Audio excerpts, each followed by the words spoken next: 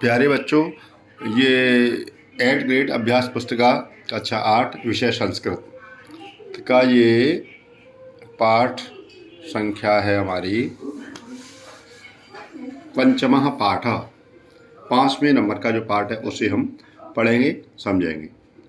तो ये ऊर्जा, अहम ऊर्जा अस्मि, मैं ऊर्जा हूँ, इसका अर्थ ये होगा।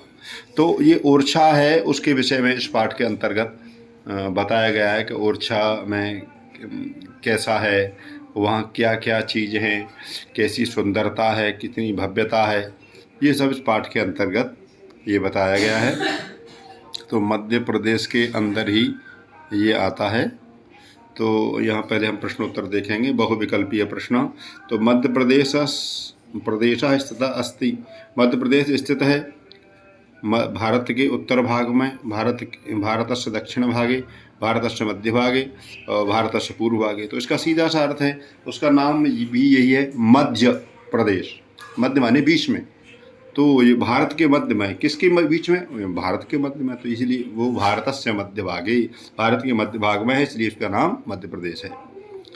अब इसमें लिखा है प्रश्न नंबर 2, निवाड़ी मंडल अस्ति, निवाड़ी मंडल में स्थित है क्या? महाकाल मंदिर है, मानव संग्रहालय, ओरछा नगरम और शारदा मंदिरम। तो अब सीधा सा अर्थ है, हम ओरछा के पाठ को पढ़ रहे हैं तो ओरछा नगरम ही यहाँ आएगा। तो ओरछा नगरम इसका शुद्ध उत्तर है। तो एक पदेन उत्तरम लिखत, एक पद में उत्तर हमको देना है। तो प्रश्न नंबर 3, ओरछा नगरस्य दुर्गस्य सर्वाधिकम निर्माण कार्यम कस्य शासने अभवत। अब यहाँ ये ओरछा जो नगर है ना, वो दुर्ग बना हुआ है। तो उस दुर्ग का सर्वाधिक निर्माण कार्य किसके शासन में हुआ था? तो इसका उत्तर है कि महाराज वीर सिंह जो थे, उनके शासनकाल में सबसे ज़्यादा निर्माण कार्य यहाँ पर हुआ था। अब प्रश्न नंबर 4, वन्य पशूनाम रक्षणाय शासन किम निर्मितम। वन्य पशुओं की रक्षा के लिए राज्य शासन ने क्या उपाय किए, क्या किया वहाँ? तो अभयारण्यम, एक अभयारण्य वहाँ पर बनवाया, जिससे कि वहाँ वन्य पशुओं की रक्षा हो सके। तो अब ये प्रश्न नंबर आ जाएगा 5, जामिनी नद्याः तीरे के अधिकाः भवन्ति। ये जामिनी नदी जो है उसके तीर में सबसे अधिक क्या है? तो जामिनी जो नदी है उसके किनारे जम्बू वृक्षाः, यानी जामुन के वृक्ष बहुत सारे हैं। प्रश्न नंबर 6, दुर्गस्य वामे दर्शनीयम किम विद्यते। दुर्ग के बाईं तरफ तो दर्शनीय क्या है? तो वहाँ चतुर्भुज मंदिर है भगवान का, बहुत सुंदर है। तो इसका उत्तर होगा चतुर्भुज मंदिरम। एक वाक्य ने उत्तरम लिखता, यहाँ एक वाक्य में उत्तर हमको लिखना है। तो ओरछा परिसरे स्थिते दुर्गे भवनेषु कस्याः कलायाः चित्राणि सन्ति। यानी ओरछा परिसर में जो स्थित दुर्ग है, उस भवन में कस्याः कलायाः, किस कला का चित्रण किया गया है? तो ओरछा परिसरे स्थिते दुर्गे भवनेषु सर्वेषु स्थापत्य कलायाः सुंदराणि चित्राणि सन्ति। यानी वो ओरछा नगर के परिसर में, दुर्ग में, भवन में सर्वेषु स्थापत्य कला है, सभी में स्थापत्य कला का सुंदर चित्रों का वर्णन किया गया है। तो प्रश्न नंबर 8 है, राम राजा मंदिरम कस्या नद्या तटे विद्यते। यानी राम राजा मंदिर जो है किस नदी के तट पर है? तो इसका उत्तर होगा राम राजा मंदिरम बेत्रवत्याः तटे विद्यते। यानी बेत्रवती जो नदी है उसके तट पर राम राजा मंदिर विद्यमान है। प्रश्न नंबर 9, केशवदासः कस्या भाषायाः प्रसिद्ध कवि अस्ति। केशवदास जो है किस भाषा के प्रसिद्ध कवि हैं? तो केशवदास हिंदी भाषायाः प्रसिद्ध कविरस्ति।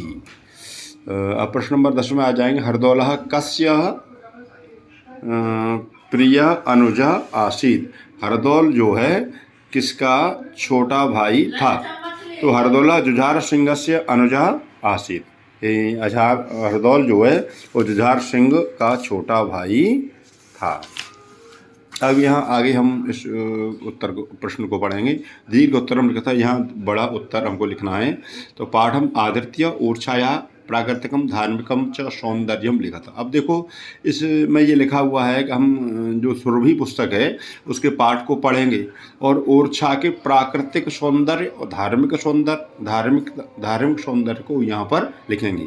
तो अब देखो हम समझेंगे पाठ को। ओरछा नगरी प्राकृतिक सौंदर्य क्या है उसका, ओरछा नगर का, और धार्मिक सौंदर्य क्या है, तो पाठ के माध्यम से हम समझेंगे। इस प्रकार से हम ये इसके उत्तर को लिखेंगे, क्योंकि ये बड़ा उत्तर लिखना है, दीर्घ उत्तरम लिखा था, क्योंकि उतनी जगह इसमें दी, इतना तो अपन को लिखना ही है।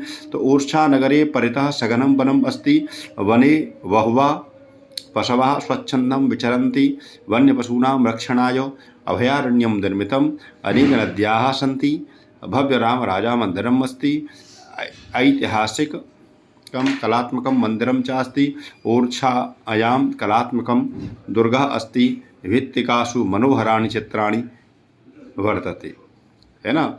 तो इसका अर्थ हम आप बता दें, ओरछा नगर के चारों तरफ बहुत बड़ा वन है, वन में बहुत सारे पशु स्वच्छंद विचरण करते हैं, वन्य पशुओं की रक्षा के लिए एक अभयारण्य बनाया गया है, अनेक नदियाँ वहाँ हैं, और भगवान राम राजा का मंदिर है वहाँ पर, ऐतिहासिक और कलात्मक मंदिर भी है वहाँ।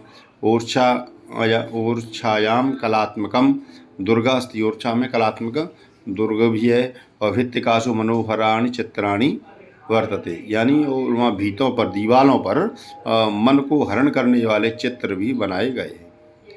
पाठे समागतान सप्तमी विभक्ति युक्तान पदान चित्वा लिखत हो, यानी पाठ में जो आए हुए सप्तमी विभक्ति के जो शब्द हैं उनको यहाँ पर लिखना है। तो षोडश शताब्दे वने तीरे, षोडश शताब्दे सप्तमी विभक्ति का एक वचन, वने तीरे परिक्षेत्रे दक्षिण भागे तटे मंदिरे उद्याने भूमौ मम तेषु संबंधे समस्ते विवाहावसरे गवाक्षेषु परिसरे इत्यादि सप्तमी युक्ता पदा सन्ति। इस प्रकार से हम पंचम पाठ के प्रश्नोत्तर को समझेंगे। यदि आपने चैनल को सब्सक्राइब नहीं किया तो चैनल को सब्सक्राइब करें और बेल आइकन को दबाएं, जिससे कि आपको सबसे पहले नोटिफिकेशन प्राप्त हो।